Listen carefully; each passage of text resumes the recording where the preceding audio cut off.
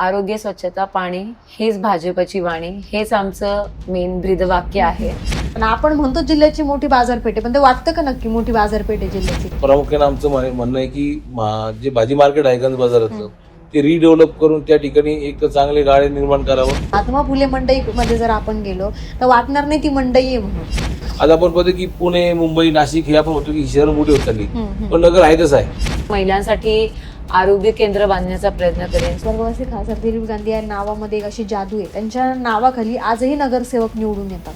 तुमच्या प्रचारासाठी दानवे सर येणार आहेत काय नगरामध्ये? पण आता त्यांच्या बिझी शेड्यूल मधून ते नक्कीच मला आशीर्वाद देण्यासाठी येतील याची मला खात्री आहे. अर्बन घोटाळा जो आहे त्याचा उल्लेख होतोय, त्याच्यामधून तुमचा बदनामी करण्याचा प्रयत्न होतो. जर का असं तसं झालं असतं तर ठेवीदारांचे पैसे लोकांना मिळाले नसते. तुमचं घर प्रभाग क्रमांक 14 मध्ये आहे, तुम्ही उमेदवारी प्रभाग क्रमांक 11 मध्ये करता. नेमकं याच्या मागचं कारण काय? तुम्हाला तिकीट मिळण्यासाठी खूप सारा संघर्ष करावा लागला असं नागरिकांमध्ये चर्चा आहे. तुम्हाला वरिष्ठ पातळीवर जाऊन तिकीट आणावं लागला. एक निष्ठावंत भाजप आणि एक विखे गट, असे 2 गट अहिल्यानगर शहरामध्ये आहेत. गटतटाचं राजकारण आम्हाला करायचंच नाहीये. अर्बन घोटाळ्यावरून तुमच्यावर राजेंद्र गांधी रोज आरोप करतात. नेमकं त्यांच्या आरोपांना तुम्ही आता उत्तर कसं देणार? हे सगळं गांधी साहेबांच्या निष्ठेचं फळ आहे आम्हाला. चांगल्या कामातून नाव माणूस निघतं, त्यामुळेच गांधी साहेबांना एकदा नव्हे, दोनदा नव्हे, 3दा या ठिकाणी लोकसभेमध्ये संधी करायची, काम करण्याची संधी मिळाली. प्रभाग क्रमांक 13 साठी तुम्ही आग्रही होते, पण प्रभाग क्रमांक 11 मध्ये उमेदवारी मिळाली. प्रभाग जो 11 आहे तो व्यापारी वर्ग तिथं मोठ्या प्रमाणात आहे आणि एक व्यापारीचा एक चांगला चेहरा त्या ठिकाणी द्यावा या उद्देशाने पक्षाने त्या ठिकाणी आम्हाला संधी दिली. प्रभाग क्रमांक 11 मध्ये मोठ्या प्रमाणावर बाजारपेठा आहेत आणि पार्किंगची मोठी दुरावस्था आहे. मल्टी फ्लोअर पार्किंग करण्याचा प्रयत्न करेन मी तिथे. नमस्कार, मी वैष्णवी कदम, वास्तव खबरमध्ये तुमचं स्वागत आहे. महानगरपालिकेची रणधुमाळी आता सुरू आहे, त्यातच प्रभाग क्रमांक 11 कडे जर पाहिलं तर या प्रभागामध्ये भरपूर प्रमाणामध्ये समस्या आहेत. त्याच्यामध्ये डाळ मंडळी आहे, गंज बाजार आहे, आरते बाजार आहे, म्हणजे हार्ट ऑफ द सिटी या प्रभागाला म्हणलं जातं. आणि आता या प्रभागामध्ये एक नाव चर्चेमध्ये आहे, ते म्हणजे सुवेंद्र गांधी. त्यांच्या पत्नीला उमेदवारी मिळालेली आहे. त्यांच्या पत्नी दीप्ती गांधी आणि सुवेंद्र गांधी आज आपल्यासोबत आहे. वास्तव खबर सोबत ते चर्चा करणार आहेत. सर, वास्तव खबर मध्ये तुमचं स्वागत आहे. नमस्कार. आज ही उमेदवारी मिळालेली आहे, तर काय वाटतं, निष्ठेचं फळ आहे का? 100% निष्ठेचं फळ आहे आमच्या ते. अगदी सुरुवातीच्या काळापासून आमचा परिवार, आमचा आचार विचार हे भारतीय जनता पक्षाशी निगडीत आहेत.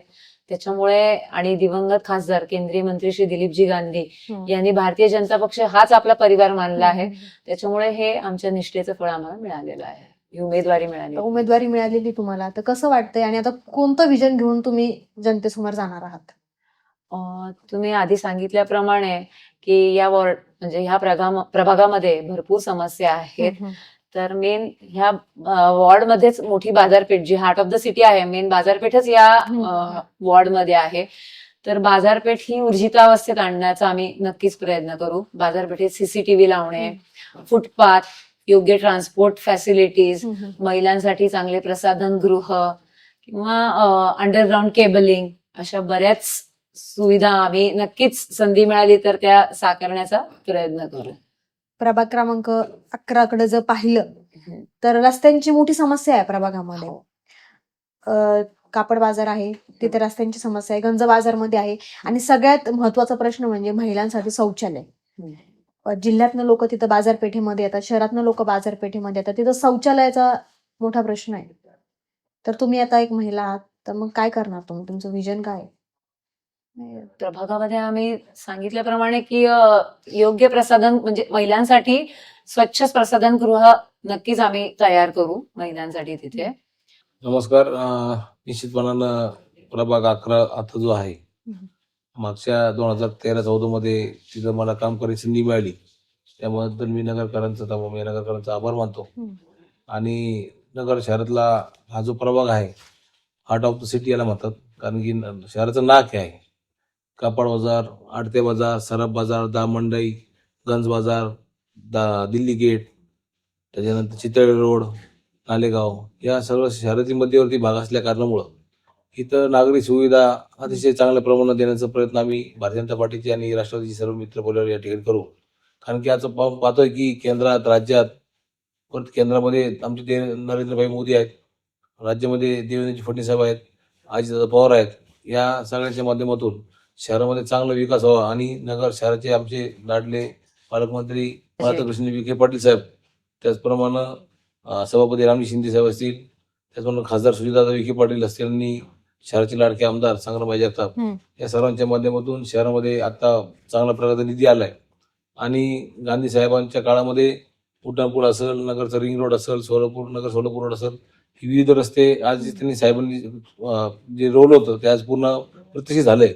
त्यानंतर रेल्वे स्टेशन असेल, म्हणजे आता आपण पाहतोय की भारतीय जनता पार्टीच्या नेत्यांनी जे जे काही शब्द आतापर्यंत दिलेली आहे नगरकरांना ते पूर्ण करण्याचं काम हे गांधी साहेबांनी असेल किंवा भारतीय जनता पार्टीच्या तमाम नेत्यांनी केलंय. तर निश्चितपणानं नगर शहराची ही जी बाजारपेठ आहे यामध्ये ज्या सुखसुविधा आम्हाला दिल्या पाहिजे त्यामध्ये प्रामुख्याने आमचं म्हणणं आहे की जे भाजी मार्केट आहे गंज बाजारातलं ते रिडेव्हलप करून त्या ठिकाणी एक तर चांगले गाळे निर्माण करावं, गाळे करायचे, कारण की तिथं जो सरळ बाजार त्याला चिटकून आहे. कारण की आज सरळ बाजाराची दिवसेंदिवस आपल्याला पाहतो की सरळ बाजार आता एक तेजी आहे. तर निश्चितपणे एक चांगली बाजारपेठ तिथं आपल्याला डेव्हलप करायची आणि त्या माध्यमातून तिथं आलेल्या प्रत्येकाने की गंज बाजार, मोची गल्ली या ठिकाणी प्रामुख्याने महिला वर्ग हा प्रामुख्याने जास्त प्रमाणात येतो आणि तिथं प्रशासन घर नसल्या कारणामुळे महिलांची या ठिकाणी हेळसांड होते. तर मी निश्चितपणे मागच्या काळामध्ये आम्ही तिथे एक शौचालय बांधलं होतं, ते आता पण कार्यरत आहे. पण माझं म्हणणं आहे की आता याच्यापेक्षा आता त्याला जाऊन 10 वर्ष म्हणजे बांधून 10 वर्ष चाललेले. आता पुढच्या काळामध्ये आता संधी मिळाल्यानंतर आम्ही 100% चांगल्या प्रकारचं शौचालय निर्माण करू, स्वच्छतागृह, आणि महिला असेल पुरुष असेल यांना एक चांगल्या प्रकारचं सुविधा देण्याचं तिथं आम्ही माध्यमातून काम करू.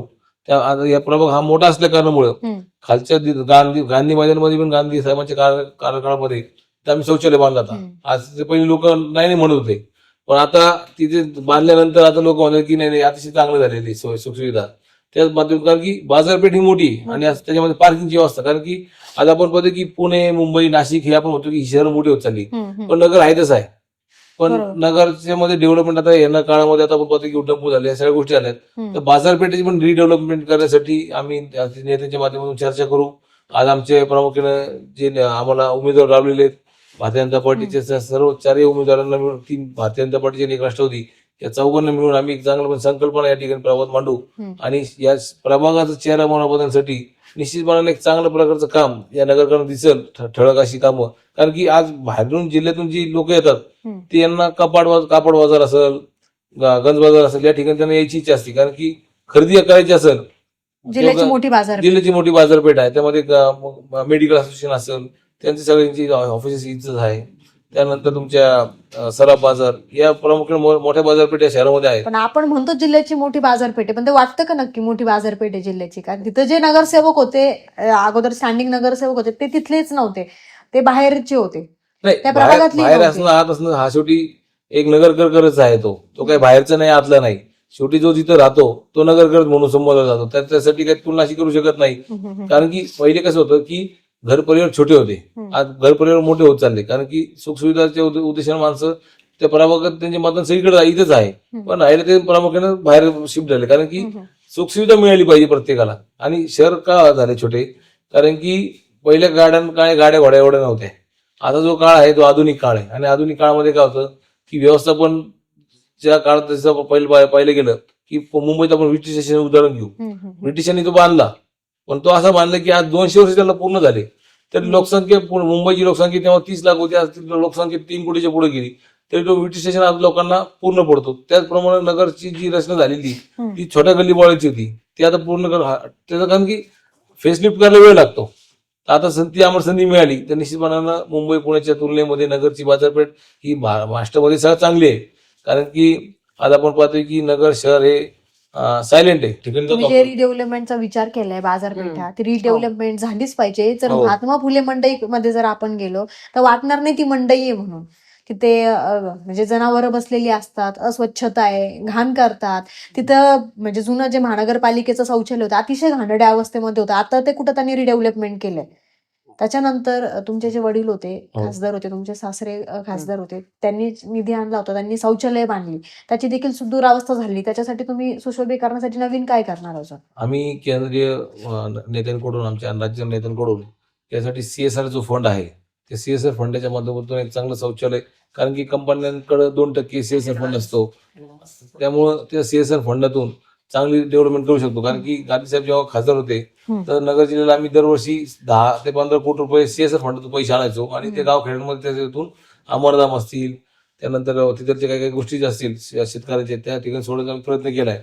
त्याच धर्तीवर आपण नगर शहरामध्ये जर का सीएसआर फंडातून निधी मिळाला ते चांगल्या प्रकारची 2-4 शौचालय या प्रभागात आम्ही उभारू. कारण की दिल्ली गेट म्हणजे अमरधाम असेल हम्म. तो परिसर तिथं पण बऱ्याच प्रमाणात त्या गाडीचं पटांगण आहे, तिथे पण भाजी मार्केट आहे, तिथे पण सुशोभीकरण आम्ही करू, तिथे पण शौचालय निर्माण करू. कारण की हायवेवरून लोक नगर कल्याण रोड जो आहे तो तिथे पण आपण शौचालय निर्माण करू. त्याच्यानंतर मधला जो पट्टा आहे सारडा कॉलेज तिथं का म्हणजे गांधी मैदान तिथं जो साहेबांनी बांधलाय त्याला बांधून 10 ते 12 वर्ष झालेली ती रिडेव्हलप डिझाईन करून त्याला परत चांगल्या स्ट्रक्चरमध्ये उभं करून ते रिडेव्हलप करू. त्याच्यानंतर गंज बाजार आहे, गंज बाजार जे शौचालय त्याचं पण रिडेव्हलप करू. म्हणजे ज्या ज्या ठिकाणी आम्हाला चांगल्या मोबाईल मिळतील. टॉयलेट त्याच्यानंतर व्यापारी मोहल्ला आहे आमचा, तिथं कन्हैया पतंग आंबेडकर चौक आहे, 4 नंबर शाळा आहे महापालिकेची, तिथं पण सुविधा पाहिजे, तिथं पण आम्ही चांगल्या प्रकारचं शौचालय निर्माण करू.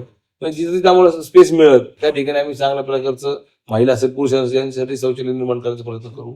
आणि निश्चितपणानं व्यापारी मोहल्ला हा मोठा मोहल्ला आहे, तिथं बऱ्याच लोकांचा प्रॉब्लेम आहे की बाबा तिथं आमच्याकडं कोणी लक्ष देत नाही. पण भारतीय जनता पार्टी कुठेही जातीचं आणि मतभेद करणार नाही. पण त्या ठिकाणी आम्हाला संधी मिळाली तर आम्ही त्या ठिकाणचं 100% काय पॉलिट करू एवढ्या ठिकाणी ग्वाही देतो. आणि प्रमुख टप्प्याटप्प्याने, कारण की आता निधी जसं मिळणार आहे आम्हाला त्या उद्देशाने आम्ही टप्प्याटप्प्याने ठरवू की बाबा आता 4 नगरसेवक आहेत तर वरचा प्रभाग म्हणजे प्रभागाच्या उद्देशानं जिथं महत्वाची गरज आहे ती गरज आम्ही तिथं सोडण्याचा 100% प्रयत्न करू. तुम्ही एक महिला आहात, महिलांसाठी रोजगार म्हणा अनेक अशा अडचणी असतात, तर प्रभागातल्या महिलांसाठी तुम्ही असं वेगळं काय भारतीय जनता पक्षाच्या केंद्र सरकारच्या महिलांसाठी बऱ्याच योजना आहेत. लाडकी बहीण योजना, उज्ज्वला गॅस योजना. उज्ज्वला गॅस योजनेचे तर खासदार साहेबांनी त्यांच्या काळात 1600 कनेक्शन दिलेले होते. माझं असं एक विजन आहे की महिलांसाठी आरोग्य केंद्र बांधण्याचा प्रयत्न करेन. तिथे वॅक्सिनेशन, सॅनिटरी पॅड्स फॅसिलिटी वगैरे अशा छोट्या छोट्या फॅसिलिटीज मधनं पण महिलांचं आरोग्य सक्षमीकरण करण्यासाठी प्रयत्न करेन. महिलांसाठी आम्ही बचत गट तयार करण्यासाठी मी प्रयत्नशील राहीन. छोटे छोटे उद्योग जसे की उदबत्ती कारखाने, कापूर उद्योग, विड्या वळणे, अशा प्रकारे म्हणजे महिला घरी बसूनही हे काम त्यांच्या करू शकतील, घर सांभाळून त्याचं हे काम करू शकतील. अशा प्रकारचे उद्योग आणण्याचा मी नक्कीच प्रयत्न करेन माझ्या महिलांसाठी वॉर्डातले. प्रभाग क्रमांक 11 मध्ये पुरातत्व खात्याचा मोठा प्रश्न आहे. रिनोव्हेशन करायला अडचणी येतात. तुमचे वडील खासदार होते, त्यांनी तो प्रश्नही मांडला होता केंद्रामध्ये, तर त्याचा तुम्ही पाठपुरावा करणार का? हो, निश्चितपणानं खासदार साहेबांनी त्यांच्या कार्यकाळामध्ये बऱ्याच नगरकारच्या म्हणजे आपलं जुनी महापालिका आपण पाहूया की तिथलचं जी बाजूची जी जागा आहे तिथून जवळजवळ 300 मीटर पण लोकांना काही काम करता येत नव्हतं. आणि मग बऱ्याच खासदारांनी तो प्रश्न पार्लमेंटमध्ये मांडला. कारण की भारतामध्ये पुरातनच्या ज्या जागा आहेत त्या मोठ्या प्रमाणात आहे आणि त्या वस्तूंमुळे काय व्हायचं की डेव्हलपमेंट होत नव्हती बऱ्याच ठिकाणी आणि त्याला क्रायटेरिया मोठा होता. आणि तो क्रायटेरिया गव्हर्नमेंटनी सर्व खासदारांनी जेव्हा मांडला, गांधी साहेबांनी असेल आणि विविध खासदारांनी मांडला, तर तो क्रायटेरिया 300 मीटर 100 मीटर आला. ते त्याचं अंतर होतं जे होतं ते आता कमी झालेलं आहे बऱ्यापैकी. आणि अजूनही गव्हर्नमेंटच्या बऱ्याच नेत्यांचं त्याची वरती मागणी आहे म्हणजे आमच्या राज्याच्या आमदारांची खासदारांची की बाबा ह्याच्यामध्ये अजून प्रामुख्याने त्याचं अंतर अजून कसं कमी करता येईल जेणेकरून बाजूची डेव्हलपमेंट त्याला वाढवता येईल. त्या उद्देशाने सरकार पण या ठिकाणी प्रयत्न करतोय आणि आम्ही नगरसेवक म्हणून पण आता निश्चितपणे त्याचा प्रयत्न करत आहोत. स्वर्गवासी खासदार दिलीप गांधी या नावामध्ये एक अशी जादू आहे, त्यांच्या नावाखाली आजही नगरसेवक निवडून येतात. नेमका त्यांच्या कामाचा काय फंडा होता? कारण की साहेबांची प्रत्येकाला घेऊन चालण्याची त्यांचा स्वभाव होता की तळागाळातल्या कार्यकर्त्यांपर्यंत पोहोचायचं आणि प्रत्येकाला घेऊन चालायचं. या त्यांच्या स्वभावामुळे आजही त्यांच्या मागे लोक आमच्या म्हणजे मागे आहेत. त्यांनी अनेक धार्मिक स्थळांचा विकास केलेला आहे, त्याच्यामध्ये विशाल गणपती एक आहे, जिल्ह्यातली काही मंदिरे आहे, आनंदधाम एक आहे. तर असं धार्मिक स्थळांसाठी तुमचं काही वेगळं विजन आहे का?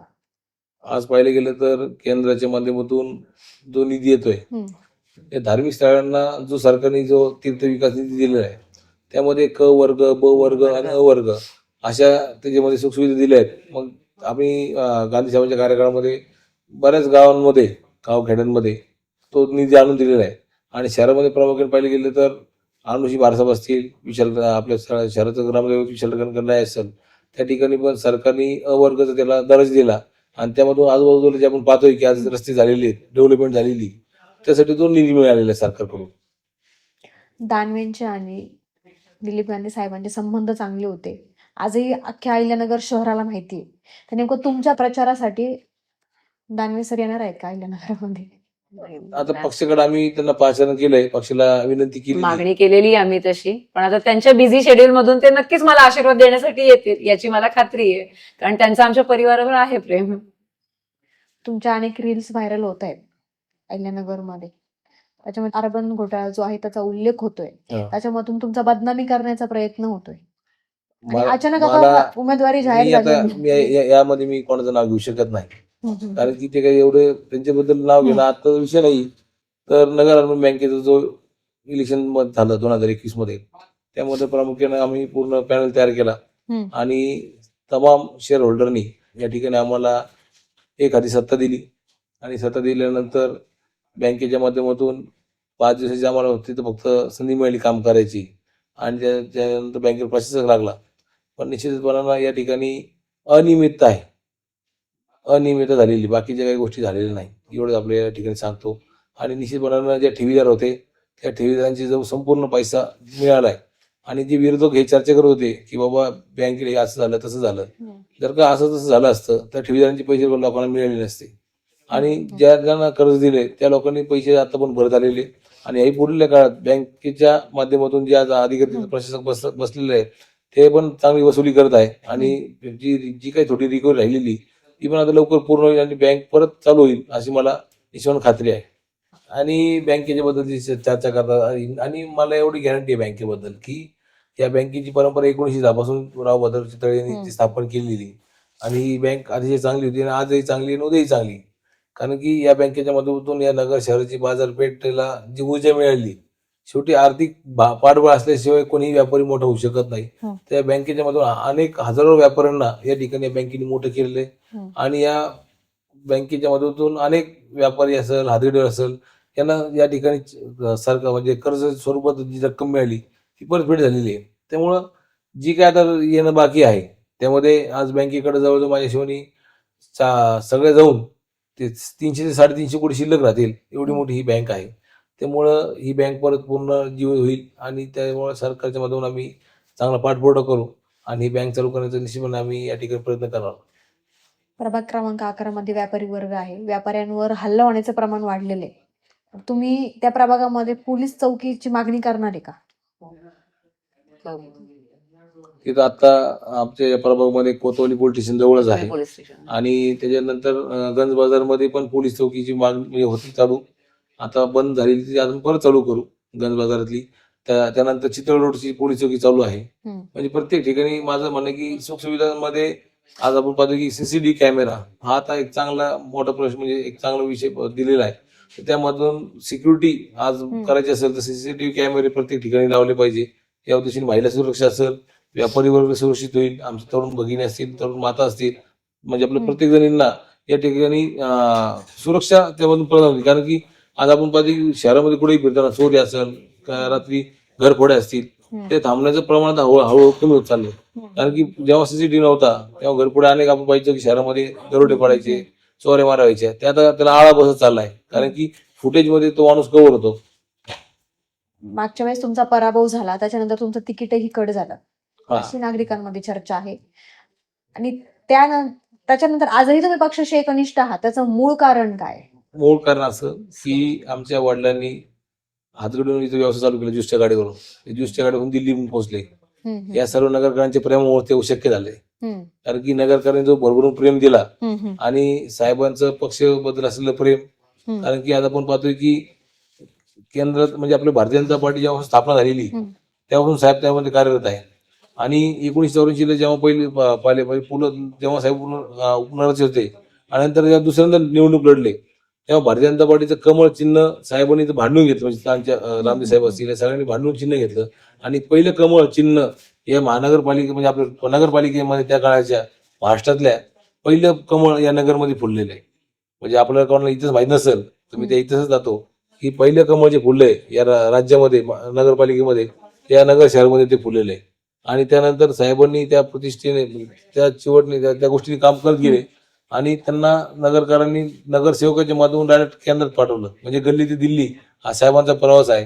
त्यामुळं भारतीय जनता पार्टीच्या सारख्या या पक्षानं आमच्यासारख्या सर्वसामान्य माणसाला या ठिकाणी काम करायची संधी दिली. नगरकरांची, जिल्हेवासींची तुम्ही खरंच आमच्या पक्षाच्या ऋणी, कारण की या पक्षाच्या माध्यमातून आमची ओळख या शहराला, जिल्ह्याला झाली, देशाला झालेली. त्यामुळं या भारतीय जनता पार्टीला आम्ही मरेपर्यंत कधी विसरू शकत नाही. कारण की पक्ष हा मोठा असतो, माणूस व्यक्ती मोठा नसतो. पक्षाला आणि त्या ध्वजाला आम्ही सलाम करतो. त्यामुळे पक्षनिष्ठ हे जे आहे आमच्या वडिलांकडून आम्ही शिकलोय. तुमचे वडील खासदार होते, नेमकं आता तुम्ही वारसा पुढे चालवणार, पण स्वतः तुम्ही निवडणूक ही लढवत नाहीयेत. तुम्ही तुमच्या पत्नीला उभा केलेले, तुम्ही हा वारसा चालवणार का पुढे? हो, आता वारसा चालवणं म्हणजे माझ्या वडिलांनी जी शिदोरी दिलेली आणि त्या पावलावर पाऊल चालवून निश्चितपणाने मी पुढे जाईल. आज आपण पाहतोय की प्रभाग नंबर 13 मध्ये मी प्रयत्न करत होतो, पण त्यानंतर पक्षाने सांगितलं की प्रभाग 11 मध्ये आपल्याला उमेदवारी करावी लागेल आणि त्यामध्ये तुम्हाला स्वतःच्या ऐवजी आपल्या मंडळीला आपण तिकीट दिलं. दोन चालेल, महिला काय राखीव अडचण जागा नाही. होत्या त्यामुळे तर मी पक्षाने सांगितलं काय अडचण नाही, आपण जे सांगतात ते शेवटी पक्षाचा आदेश पाळणं हे आमचं कर्तव्य आहे. हो, त्यामुळे ते कर्तव्य मी पार पाडलंय. त्यामुळं तिला पुढे केलंय, बाबा चला बाबा, शेवटी वडिलांचं नाव असेल, ती सूनच आहे आणि परिवारची ती लक्ष्मी. त्यामुळे तिने पुढे गेलं तर आम्हाला काय, सगळं एकच आहे. त्यामुळं माता भगिनींना पण आपण पुढे ठेवून, कारण की महिलांचं पण शेवटी आपण पाहतो की राजकारणामध्ये आता पुढचा काळ हा 50% महिलांसाठी आणि महिला अजून प्रत्येक ठिकाणी क्षेत्रात पुढे. तर आपल्या घरातली एक महिला पुढे गेली त्याने काय अडचण, आणि आपण पाठीशी आहोत. तुमचं घर प्रभाग क्रमांक 14 मध्ये आहे, तुम्ही उमेदवारी प्रभाग क्रमांक 11 मध्ये करता, नेमकं याच्या मागचं कारण काय? माझे सासरे खासदार दिलीपजी गांधी यांनी त्यांच्या राजकीय कारकिर्दीची सुरुवात त्याच प्रभागातून त्यांच्या सहकाऱ्यांसोबत केलेली आहे. आणि माझे पती श्री सुवेंद्रजी गांधी यांची पण राजकीय कारकिर्दीची सुरुवात त्याच प्रभागातून झालेली आहे आणि पक्षाने मला आदेश त्याच प्रभागातून दिलाय, त्यामुळे मी त्या प्रभागातून निवडणूक लढतीये. तुम्हाला तिकीट मिळण्यासाठी खूप सारा संघर्ष करावा लागला असं नागरिकांमध्ये चर्चा आहे. तुम्हाला वरिष्ठ पातळीवर जाऊन तिकीट आणावं लागलं अशी सुद्धा चर्चा आहे नागरिकांमध्ये. नाही, काही तथ्य याच्यामध्ये? नाही, इथं जे स्थानिक नेत्यांनी, आमचे अध्यक्ष अनिलजी मोहिते साहेब असतील, त्याचप्रमाणे खासदार डॉक्टर सुजाता विखे पाटील असतील यांचे, आणि प्राध्यापक राम शिंदे साहेब यांनी आमच्या आणि पालकमंत्री विखे साहेब यांची चर्चा केली आणि त्यांनी या ठिकाणी सांगितले की तुम्ही इथून प्रभाग 13 ऐवजी तुम्ही इथं प्रभाग नंबर 11 हे करा. आणि वरच्या नेत्यांना त्यांनी पाठवलं की बाबा असं आहे. तर वरच्यांनी पण त्याला ग्रीन सिग्नल दिला. संधी आम्हाला 13 ऐवजी 11 मिळाली आणि त्यामध्ये मी जेंट्स लेडीज म्हणून संधी मिळाली. आणि त्यात आता निश्चितपणे आता इलेक्शन लागलेलं आहे, आता प्रचाराची रणधुमाळी सुरू झालेली. आज सर्व मतदारांमध्ये आम्ही, कारण की कमी वेळ आम्हाला मिळालेला आहे, त्यामुळे प्रत्येक मतदाराला आम्ही आज या ठिकाणी पोहोचू शकत नाही. पण आपल्या मीडियाच्या माध्यमातून मी आपल्या सर्वांना या ठिकाणी विनंती करतो की होणाऱ्या 15 तारखेला आपण सर्वांनी कमळ या चिन्हासमोर बटन दाबून आमच्या भारतीय जनता पार्टीच्या उमेदवार पैलवान सुभाष लोंढे असतील, त्यानंतर आमचे सौभाग्यवती दीप्ती गांधी, विकास वाघ आणि राष्ट्रवादीचे आमच्या आशाताई डायगोले या चौघांना या ठिकाणी संधी द्यावी, एवढी या ठिकाणी आपण विनंती करतो. अहिल्यानगर शहरामध्ये भारतीय जनता पार्टीचे 2 गट दिसतात, एक निष्ठावंत भाजप आणि एक विखे गट, असे 2 गट अहिल्यानगर शहरामध्ये आहे. नेमकं चर्चा अशी आहे की निष्ठावंतांवर अन्याय झाला, नेमकं याचा फटका तुम्हाला बसणार का कुठं निवडणुकीमध्ये, असं वाटतं का? नाही, आमचं चिन्ह एकच आहे, कमळ. कमळाकडे आम्ही बोलतो. त्यामुळं गट आहे तर मात्र मला काही माहित नाही, पण निश्चितपणे आपल्याला माहित असेल तर आम्हाला माहिती, आम्हाला फक्त एकच माहिती, भारतीय जनता पार्टी हा एकच गट आहे. गट तटाचं राजकारण आम्हाला करायचंच नाहीये. पण एकंदरीत शहरातलं चित्र जर पाहिलं तर जे पालकमंत्री आहेत राधाकृष्ण विखे पाटील किंवा सुजय विखे असेल, की सगळं नेतृत्व ते करतात भारतीय जनता पार्टीचं, असं म्हणायला काही हरकत नाहीये. पण या निवडणुकीमध्ये तुमच्या ज्या पत्नी आहेत दीप्ती गांधी यांच्या प्रचारासाठी सुजय विखे दिसणार आहेत का? हो, 100% दिसेल ना. दिसतील, त्यांचे आशीर्वाद पण आहेत आणि आमदार साहेबांचा आम्हाला आशीर्वाद आशीर्वाद आहे, पण आहे. सुजातांची साथ आहे. हो. आणि निश्चितपणानं येत्या आठवड्याच्या रॅलीमध्ये आजच आमच्या राज्याचे प्रदेशाध्यक्ष रवींद्र चव्हाण साहेब ही पण आज प्रभागातून माझी रॅली केली त्यांनी, आणि आम्ही स्वागत केलं. पूर्ण रॅली ही माझ्या प्रभागातूनच गेलेली आहे. आमदार साहेब पण होते, आमदार साहेब असतील, आमचे आमदार साहेब संग्राम भाई जगताप असतील, या सगळ्यांनी आम्हाला साथ दिली. त्यामुळेच आपल्याला संधी मिळाली नगरसेवकाची. त्यामध्ये देवेंद्र फडणवीस साहेब असेल त्यांचा आशीर्वाद आहे. या सर्व नेतृत्वाच्या आशीर्वादामुळेच आम्ही आज जनतेची सेवा करायची आम्हाला परत संधी मिळणार आहे. अर्बन घोटाळ्यावरून तुमच्यावर राजेंद्र गांधी रोज आरोप करतात. नेमकं त्यांच्या आरोपांना तुम्ही आता उत्तर कसं देणार आहेत? मी या व्यक्तीला जास्त ओळखत नाही एवढं जास्त, म्हणजे त्यांचं माझं काय असलं ते त्यांचं चालवून द्या, आम्हाला त्यांच्या कोणाशी काय घेणं नाही. जनतेला कळतं, जनता हुशार आहे, जनता सुज्ञ आहे. आणि बँकेचं काय झालंय, कशामुळे झालं, आणि मी काय डायरेक्टर नव्हतो, माझी मंडळी जस्ट नवीन डायरेक्टर झाली आणि 5 दिवशी बँक ही झालेली. आणि आम्ही पाहिलं तर तिथं जर का बँक खराब असती तर वसुली झाली नसती. आज DIGC जे पैसे आहे 380 कोटी रुपये जे होते दिलेले आम्ही पहिल्या टप्प्यामध्ये 2 टप्प्यामध्ये, तर ते DIGC पैसे द्यायची फेड 10 वर्षाची होती. पण बँकेची वसुली पूर्ण झाल्यामुळं ती फेड आम्ही 2 वर्षामध्येच केली. आणि त्याच्यानंतर जे काही राहिलेली रक्कम आहे त्यामध्ये पण आता 65% रक्कम मोठ्या जे ठेवीदार आहेत त्यांची पण रक्कम गेली. आता 35% फक्त शिल्लक राहील रक्कम आहे, ती पण माझ्या हिशोबाने मार्च पर्यंत पुढच्या वर्षापर्यंत ती पूर्ण 2000 आपल्या 26च्या एंड पर्यंत ती पूर्ण होईल. आणि त्याच्यानंतर बँक पण चालू होईल, एवढी मी तुम्हाला ग्वाही देतो. ताई, तुम्हाला तिकीट मिळणार नव्हतं, काही वरिष्ठ नेत्यांच्या हस्तक्षेपामुळं तिकीट मिळालं, अशी नागरिकांमध्ये चर्चा आहे अहिल्यानगर शहरामध्ये.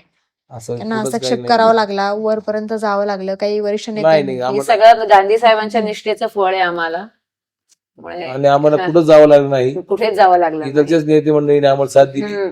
इथलच्या सर्व नेत्यांनी मोठ्या, आपण जे पालकमंत्री राधाकृष्ण विखे साहेब असतील, सुनीलदादा असतील, अनिलजी मोहिते असतील, या सर्वांनी आणि या सर्वांनी साथ दिली. आणि वरच्या नेत्यांनी तर ऑलरेडी आम्हाला साथ दिलेलीच आहे. त्यामुळे इथं पक्षाची एकनिष्ठता कामाला आली. आणि पुढच्या कार्यकाळामध्ये भारतीय जनता पार्टीला जास्तीत जास्त शहराच्या माध्यमातून जो आपण विकास करतोय त्या उद्देशानं भारतीय जनता पार्टीचे पदाधिकारी कार्यकर्ते अजून आपल्या शहरात कसे वाढतील या उद्देशाने आम्ही निश्चितपणे या नगरसेवकाचा बेनिफिट आपल्या पक्ष संघटनेसाठी पण लावणार आहोत आम्ही. पुढच्या 5 वर्षाचं कोणतं असं विजन आहे तुमचं? तुम्ही असं एक विजन तयार केलं असेल ना विकास कामा प्रभागासाठी, असं कोणतं विजन आहे ताई तुमचं? आरोग्य, स्वच्छता, पाणी हेच भाजपची वाणी, हेच आमचं मेन ब्रीदवाक्य आहे. आणि प्रभागासाठी स्वच्छ रस्ते, प्रसन्न वातावरण, बाजारपेठेतलं प्रसन्न वातावरण, महिलांसाठी प्रसाधनगृहे स्वच्छ, नंतर खरेदीसाठी पार्किंग व्यवस्था, अंडरग्राऊंड केबलिंग, CCTV या सुखसुविधा देण्याचा नक्कीच मी प्रयत्न करेन. मागच्या वेळेस तुम्ही दुसऱ्या प्रभागामध्ये उमेदवारी केली होती, आता दुसऱ्या प्रभागामध्ये आहात. कुठं उभं राहणं हा प्रश्न नाही. हा. आम्हाला जिथे संधी मिळाली, जनता सुज्ञ आहे, जनतेला काम करणारी माणसं माहिती आहे. त्यामुळं प्रभाग कोणचाही असो, भारतीय जनता पार्टीचा कार्यकर्ता जिथं संधी मिळेल तिथं तो निश्चितपणानं जनतेमध्ये उतरून विकास काम करत राहील आणि याच्या पुढेही करत राहील. आणि निश्चितपणे नगरकर आम्हाला या ठिकाणी संधी देणार आहे. आणि त्यामध्ये केंद्र असेल, राज्य असेल आणि त्याची नेते मंडळी असेल यांची सर्वांची साथ लाभली, त्यामुळं विकास काम करत असताना कुठेही अडचण येणार नाही. आणि भारतीय जनता पार्टीवर तेवढा नगरकरांचा विश्वास आहे. त्यामुळे या ठिकाणी निश्चितपणानं आज आपण पाहतोय की झालेल्या लोकसभा असेल, विधानसभा असेल, फक्त लोकसभेला थोडं आम्हाला भले यश आलं नसेल, पण पुढच्या विधानसभेमध्ये आम्ही पूर्ण 10 जागा या ठिकाणी युतीने मिळवलेल्या आहे. तर निश्चितपणे पुढची लोकसभा पण आमची नेतृत्वाला मिळेल, त्या ठिकाणी परत त्यांचं पूर्ण जोराने काम होईल आणि निश्चितपणे परत निवडून येतील. आणि परत नगरकरांच्या ज्या अपेक्षा आहेत ते पूर्ण करण्याचं काम आम्ही भारतीय जनता पार्टीचे सर्व तमाम कार्यकर्ते नेते करतील, एवढं त्या ठिकाणी सांगतो. जेव्हापासून तुमच्या पत्नींना उमेदवारी मिळालेली आहे, तर अहिल्यानगर शहरामध्ये मोठ्या प्रमाणावर चर्चा आहे की तुम्हाला विरोध दर्शवला जातोय. मॅडम, आपण बघता की चांगलं काम करायला कायम गतिरोध असतात. त्याचप्रमाणे चांगले काम करणाऱ्या माणसाला त्रासही तेवढा असतो. त्यामुळं आपलं काम चांगलं करत जायचं आणि चांगल्या कामातून नाव माणूस निघतं. त्यामुळेच गांधी साहेबांना एकदा नव्हे, दोनदा नव्हे, 3दा या ठिकाणी लोकसभेमध्ये संधी करायची, काम करण्याची संधी मिळाली. त्यामुळे तमाम नगरकर ही जनता आणि आमचे अहिल्यानगरकर ही सुज्ञ आहेत. त्यामुळं विरोधकांचं काय असेल ते विरोधक बघतील, पण आमचं एकच काम आहे की विकास काम. कारण की आज नगर शहराचं उड्डाणपूल असेल, रिंग रोड असेल, या बाकीचे जे डेव्हलपमेंट आहेत, जे आयुष्यमान भारत म्हणजे ज्या गांधी साहेबांनी जे हॉस्पिटल असेल आयुष्यमान भारतचं, या ज्या बोललेल्या गोष्टी ते पूर्ण करून दाखवल्या आहेत. त्यामुळे नगरकरांचा विश्वास कायम आमच्यावर आहे आणि याच्या पुढेही राहील. आणि गांधी साहेबांनी जी आम्हाला जी नाळ जोडून दिली जनतेशी, ते आम्ही कायम प्रामाणिकपणे राहू आणि पक्षाशी एकनिष्ठ राहू, जेणेकरून पुढच्या भविष्य काळामध्येही भारतीय जनता पार्टीचा कोणी म्हटलं की नगर शहरामध्ये भारतीय जनता पार्टी म्हणजे राज्यात देशामध्ये, तर गांधी परिवार त्या ठिकाणी एक निष्ठावान कार्यकर्ता म्हणून समोर जातं. त्याच पद्धतीचं काम आम्ही आमच्या मंडळी असेल, मी असेल आणि आमची पुढची पिढी असेल ही चांगलं पण पक्षाचं काम समाजापुढे नेण्याचं काम आम्ही निश्चित या ठिकाणी करू. विशेष बाब म्हणून जो 10 कोटीचा निधी दिला होता शहराच्या विकासासाठी, नेमकं त्याचं काय झालं पुढं? आपल्या राज्याचे लाडके मुख्यमंत्री देवेंद्र फडणवीस साहेब यांनी 2019 मध्ये 18-19 मध्ये आम्हाला 10 कोटी हा निधी विशेष बाब म्हणून दिला. आणि त्यामध्ये प्रामुख्यानं दिल्ली गेटचा जो परिसर आहे तिथं जो आता कॉन्क्रीटीकरण झालेलं आहे न्यू आर्ट्स कॉलेज पासून तर पुढं सिद्धिबागेपर्यंत, तर त्यामध्ये तो एक टप्पा झाला. त्याच्यानंतर माझ्या प्रभाग नंबर जो जुना होता आमचा 20, त्यामध्ये जवळजवळ त्याच्यामध्ये आम्हाला 3 कोटी रुपये आले. त्याच्यामध्ये काही डेव्हलपमेंटची काही कामं झाली आणि काही कामं रखडली गेली. मग त्यानंतर मग तो निधी मागे गेला आणि काही कामं जे आमचे जुने नगरसेवक मनीष साठे, जरी सत्ता कॉलनी असेल, पुणे मोदी नगर असेल, तिथं त्यामध्ये डांबरीकरण करण्यात आलं. सत्ता कॉलनी असेल त्या ठिकाणी त्या काळामध्ये त्याचं पूर्ण डांबरीकरण झालं. म्हणजे जी निधी मिळाला त्यातला जवळजवळ 70% पैसा आम्ही तिथं आम्हाला वापरता आला. बाकीचा निधी हा थोडा सरकारला माघारी गेला. प्रभाग क्रमांक 13 साठी तुम्ही आग्रही होते, पण प्रभाग क्रमांक 11 मध्ये उमेदवारी मिळाली. शेवटी भारतीय जनता पार्टी आणि राष्ट्रवादी आज आमची युती आहे. मग जेव्हा चर्चा झाली युती वाटपामध्ये, तर मग जेव्हा थोडं काही रिपोर्ट घेतला पक्षाने, तर पक्षाने रिपोर्ट जेव्हा घेतला त्यामध्ये असं आढळलं की प्रभाग जो 11 आहे तो व्यापारी वर्ग तिथं मोठ्या प्रमाणात आहे आणि एक व्यापारीचा एक चांगला चेहरा त्या ठिकाणी द्यावा या उद्देशाने पक्षाने त्या ठिकाणी आम्हाला संधी दिली. जो माझा जुना प्रभाग आहे, प्रभाग नंबर 20 जुना 13-14 मधला, तेव्हा मला जी संधी मिळाली तेव्हा गांधी साहेबांच्या माध्यमातून केंद्राचे आणि राज्याचे आपले नेते होते देवेंद्र फडणवीस साहेब यांच्या माध्यमातून मला एक चांगला प्रकारे निधी मिळाला आणि त्यामध्ये CSR फंडातून आम्ही बऱ्याच काही गोष्टी केल्या. त्यामध्ये डस्टबिन मला या ठिकाणी जे कचरा संकलनासाठी पाहतो की आपण की कचरा व्यवस्थेसाठी मी डस्टबिन पूर्ण प्रभागामध्ये प्रत्येक घरोघरी दिल्या आणि जेणेकरून महिलांना स्वच्छता ठेवण्यासाठी आणि घंटा गाड्या तिची सुखसुविधा आम्ही दिली. आणि त्यामुळं आणि पाण्याचा जो मोठा प्रश्न होता गावामध्ये, कारण की गावामध्ये काय व्हायचं की पहाटे 4 वाजता पाणी सुटायचं. कारण की आम्ही जेव्हा गावात राहायचो तर पहाटे 4 वाजता आम्ही उठून सकाळी ते हांडे भरून आम्ही वर न्यायचो. तो जुना काळ होता आमचा. त्याच्यानंतर आता जी टेक्नॉलॉजी आली, आता चांगली चांगली पाईपलाईन आता नवीन झालेली आहे आणि त्यामध्ये आता नगरकरांना वेळेवर पाणी देण्याचं आमचं निर्धार आहे.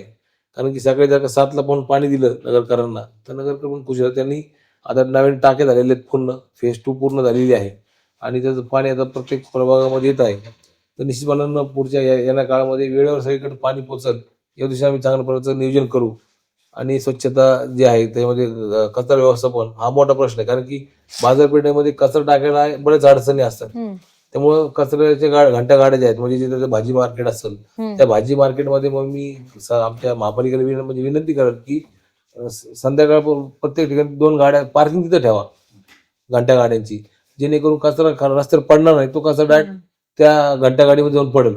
काय होतं बऱ्याच ठिकाणी कचरा एका कोपऱ्यात टाकला जातो, नंतर तो कर्मचारी येतो, तो साफसफाई करतो आणि नंतर तो कचरा तिकडे शिफ्ट होतो. पण माझं म्हणणं आहे की जर का आपण नियोजन केलं तर 2 घंट्या गाड्या तिथं उभ्या केल्या प्रत्येक त्या 24 तासासाठी, तर पब्लिकला आणि तिथं जे भाजी मार्केटमध्ये जो कचरा होतो तो वेळेवर टाकला जाईल, जेणेकरून परत ती खाली शिफ्ट करायची वेळ येणार नाही आपल्या जनतेवर. तर त्यामुळे अशी संकल्पना आहे की 24 आवर्स तिथं कचरा घंटा गाड्या अवेलेबल पाहिजे. प्रभाग क्रमांक 11 मध्ये मोठ्या प्रमाणावर बाजारपेठा आहेत आणि पार्किंगची मोठी दुरावस्था आहे. नागरिक जिल्ह्यातनं तिथे खरेदीसाठी येतात आणि पार्किंगची सोय नाहीये. यासाठी काही वेगळं विजन आहे का तुमचं? माझ्या प्रभागामध्ये जर महापालिकेचा भूखंड जर असेल कुठला मोकळा, तर नक्कीच तिथे मी मल्टी फ्लोअर पार्किंग करण्याचा प्रयत्न करेन मी तिथे. आणि बाजारपेठेत तर म्हणजे वन वेचीच सुविधा करू आम्ही, P1 P2 पार्किंग असं करू. आणि जे नवीन कन्स्ट्रक्शन होतील तिथे शक्यतो आम्ही प्रयत्न करू की त्यांना बेसमेंटमध्ये पार्किंगची व्यवस्था होईल, म्हणजे हे रोडला वगैरे होणार नाही हे गाड्या पार्क वगैरे, आणि त्याच्यामुळे प्रॉब्लेम्स येणार नाही कुठले.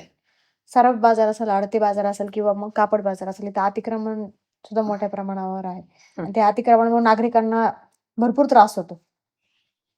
निश्चितपणानं आज पाहतो की आपण बाजारपेठेमध्ये कन बाजार असेल, सराफ बाजार असेल, त्या ठिकाणी पण जे अतिक्रमण झालेली त्याच्यावर तोडगा म्हणून त्या ठिकाणी व्यापाऱ्यांची एकदा आम्ही बैठक घेऊ. त्या प्रत्येक व्यापारी असेल, जो ठेलीवाला असेल, जो हातगडीवाला असेल, त्यांची एकदा आम्ही चांगली व्यवस्थित बैठक घेऊ, त्यांचं नियोजन करू. कारण की भाजी मार्केट जो गावातला आहे तो ओस पडलेला आहे आणि सगळेजण बाहेर बसतात. हम्म. तर भाजी मार्केट जर का चांगलं डेव्हलप केलं गावातलं, तर त्या भाजी मार्केटमध्ये सुखसुविधा पहिला आम्ही जुन्या काळामध्ये आम्ही भाजी घ्यायला जायचो तिथं, हम्म. तर सगळे भाजीवाले आत त्या वाट्यावर बसायचे. हम्म. आता सगळे भाजीवाले रस्त्यावर बसतात.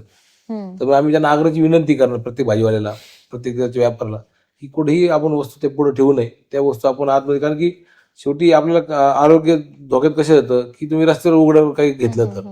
तर माझं म्हणणं असेल की प्रत्येक ठिकाणी भाजी मार्केटमध्ये सुखसुविधा चांगल्या जर का दिल्या आणि त्या ठिकाणी बाजारतळ चांगली डेव्हलप केली, तर जसं आपण पाहतो की गावखेड्यात आपल्यापेक्षा चांगले बाजारतळ होत चालले.